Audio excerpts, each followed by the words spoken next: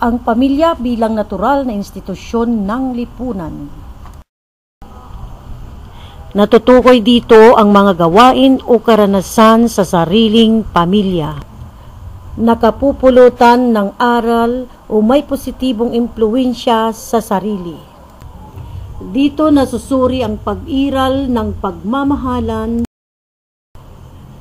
pagtutulungan,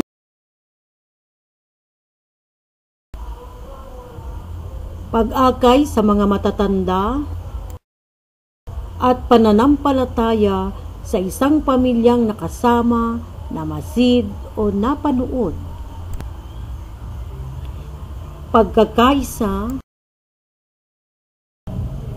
na isasagawang mga angkop na kilos tungo sa pagpapaunlad ng paggalang sa mga matatanda, pagdarasal bago kumain, at pagtutulungan sa sariling pamilya.